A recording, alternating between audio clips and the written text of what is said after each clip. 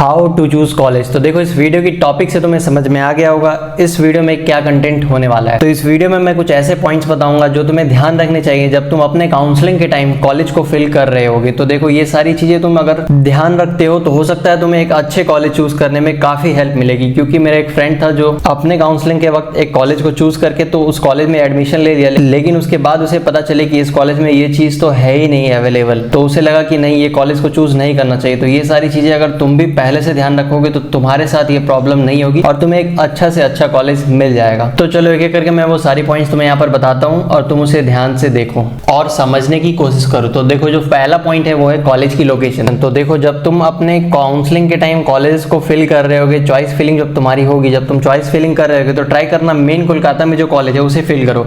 इसकी बेनिफिट मैं तुम्हें लास्ट पॉइंट में बताने वाला हूँ क्यों मैं मेन कोलकाता के कॉलेज को फिल करने बोल रहा हूँ। अब देखो जैसे मेन कोलकाता में जो कॉलेजेस है, टेक्नोमेन हो गई, आईएम हो गई, अब तुम सोच रहे होगे ये सारे कॉलेज के तो कट ऑफ्स बहुत हाई होती है, कैसे मिलेगा मुझे ये कॉलेज, ऐसे कॉलेज तो मिलना पॉसिबल नहीं। तो देखो और भी बहुत सी कॉलेजेस है मेन कोलकाता में, जैसे तुम यहाँ पे देख पा रहे होगे ये कोलकाता स्टेशन है, इसके पास में यहाँ पर तुम देखो सॉल्ट लेक है, यहाँ पर आईएम कॉलेज है, यहाँ पर हो गई टेक्नोमेन सॉल्ट लेक जो सेक्टर 5 में है। अब यहाँ पर और भी बहुत सी कॉलेजेस जो मेन कोलकाता में ही बढ़ती है। तो मैं आने वाले वीडियोस में तुम्हें वो सारे कॉलेजेस की कट ऑफ हो गई, प्लेसमेंट कैसी है वहाँ पर, वो डिस्टेंस कितना है मेन कोलकाता से, ये सारी चीजें बताने वाला हूँ। इसलिए तुम इस चैनल को सब्सक्राइब कर लो, आने वाले दिनों में बहुत सारी ऐसी वीडियोस तुम्हें मिलने वाली है।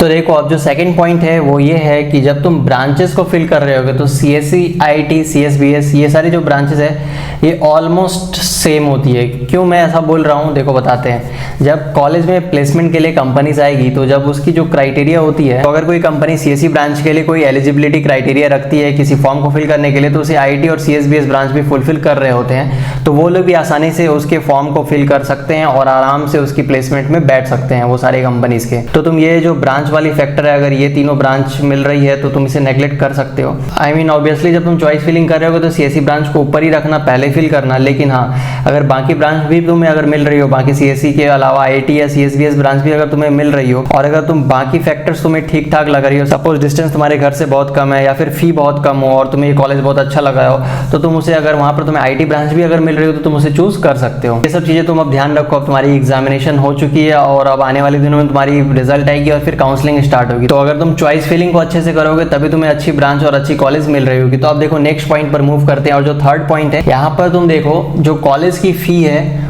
उसे भी ध्यान में रखना चाहिए। तो देखो मैंने जो बोला मेन कोलकाता के कॉलेज को चूज करो, तो मेन कोलकाता में काफी कॉलेज ऐसी है जिसकी फीस बहुत ज्यादा है जो सबके लिए अफोर्ड करना पॉसिबल नहीं होता है, तो तुम उसके अकॉर्डिंग भी कॉलेज को चूज कर सकते हो। इसके लिए भी हुआ तो मैं वीडियो बना दूंगा कि मेन कोलकाता में जो कॉलेज है उसकी फीस स्ट्रक्चर कैसी है, किस कॉलेज की फी कितनी है, ताकि तुम अपने अकॉर्डिंग उसे चूज करके अपने चॉइस फिलिंग में फिल कर पाओ। नीचे कमेंट करके बताना तुम्हें किस टॉपिक पर वीडियो चाहिए, मैं उस टॉपिक पर वीडियो बना दूंगा। अब देखो जो फोर्थ पॉइंट है वो है एजुकेशन लोन। और देखो जो बिहार के स्टूडेंट है मेनली उसके लिए ये पॉइंट बहुत ही इंपॉर्टेंट है। तो बिहार गवर्नमेंट की जो 7 निश्चय योजना है उसके अंदर जो बिहार के स्टूडेंट्स को 4 लाख का एजुकेशन लोन दिया जाता है पढ़ने के लिए, अंडर ग्रेजुएट कोर्सेज को पूरा करने के लिए। तो देखो ये कोर्सेज के लिए सारी कॉलेज जो वेस्ट बंगाल की वो एलिजिबल नहीं होती है। तो जो भी कॉलेज एनबीए या फिर नेक से एक्रेडिटेटेड होती है तो वो सारी कॉलेजेस ही इस 7 निश्चय योजना के अंदर जो 4 लाख की एजुकेशन लोन प्रोवाइड की जाती है एलिजिबल होती है वो कॉलेजेस। तुम लोग कमेंट करके बताना, मैं फिर किसी वीडियो में तुम्हें दिखा दूंगा कैसे कॉलेज को चेक करते हैं बिहार गवर्नमेंट की वेबसाइट में कि कौन कौन सी कॉलेज एलिजिबल है इस 4 लाख के एजुकेशन लोन के लिए। वैसे अगर तुम वेस्ट बंगाल की कॉलेज रिव्यू वीडियोस की प्लेलिस्ट को देख रहे होगे तो तुम्हें ऑलरेडी पता होगा, मैंने काफी वीडियोस में भी बताया कि कैसे चेक करते हैं कौन कौन सी कॉलेज इस लोन के लिए एलिजिबल है। अगर तुमने नहीं देखा तो तुम भी जाकर उस सारे वीडियोस को देख सकते हो। मैंने सारे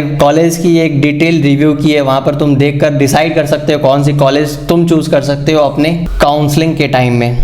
डिस्क्रिप्शन में तुम्हें व्हाट्सएप चैनल की लिंक मिलेगी, तुम वहां पर जाके उसे ज्वाइन कर सकते हो। काफी अपडेट्स तुम्हें वहां पर भी मिल जाएगी, डेली अपडेट किया जाता है। तो अब देखो अगर तुम्हें भी हम लोगों की काउंसलिंग सपोर्ट सिस्टम से जुड़नी है तो तुम्हें नीचे एक गूगल फॉर्म मिलेगी, तुम उस गूगल फॉर्म को फिल करो और तुम्हें एक मिनिमम अमाउंट पे करना होगा। जैसे ही तुम लोग फॉर्म को फिल करते हो तब से लेकर हम लोग तुम्हारी कॉलेज एडमिशन तक सारी हेल्प करेंगे, कैसे तुम्हें कॉलेज चूज करनी है, कैसे तुम्हें काउंसलिंग करनी है, कैसे तुम्हें सारे चॉइस को फिल करना है, ताकि तुम्हें एक अच्छा से अच्छा कॉलेज मिले और तुम्हारी 4 साल की पढ़ाई अच्छे से पूरी हो। अब देखो फाइनली जो 5th पॉइंट है, जो 5th पॉइंट में मैंने बताया वो मैं तुम्हें वो बता देता हूँ जो मैं फर्स्ट पॉइंट में बताने वाला था कि क्यों मैं मेन कोलकाता की कॉलेज तुम्हें फिल करने के लिए बोल रहा हूँ। तो देखो काफी कंपनीज जब प्लेसमेंट के टाइम आती है तो उस कंपनी की कॉलेज प्लेसमेंट सेल से कन्वर्सेशन होती है, फिर सब ठीक रहा तो कंपनी कॉलेज आती है ऑफ कैंपस हायरिंग के लिए और उसके बाद सारी हायरिंग की प्रोसेस स्टार्ट होती है। तो मेन कोलकाता में जो कॉलेज है उसे काफी प्रेफरेंस मिलती है इन सारी चीजों में। तो यही कारण कारण है कि मैंने तुम्हें बोला था मेन कोलकाता के कॉलेज को फिल करना अपने काउंसलिंग के टाइम, जब तुम काउंसलिंग में चॉइस फिलिंग कर रहे होगे। तो यही सब चीजें हैं, तुम्हें इन सारी पॉइंट्स को ध्यान रखनी है, क्योंकि अब आने वाले टाइम में तुम्हारी रिजल्ट आएगी, उसके बाद तुम्हारी काउंसलिंग स्टार्ट होने वाली है। तो चलो फिर, अगर ये वीडियो तुम्हें हेल्पफुल एंड इन्फॉर्मेटिव लगी है तो तुम इस वीडियो को एक लाइक कर देना, और साथ ही इस वीडियो को अपने फ्रेंड्स के साथ, अपने फ्रेंड्स के ग्रुप में, स्कूल ग्रुप में, सारे ग्रुप्स में शेयर कर देना, ताकि उन्हें भी इस वीडियो को देखकर हेल्प मिल पाए और वो भी अपने काउंसलिंग के टाइम एक अच्छे कॉलेज को चूज कर सके। तो चलो मिलते हैं एक और ऐसी वीडियो के साथ, तब तक तुम इस चैनल को सब्सक्राइब करके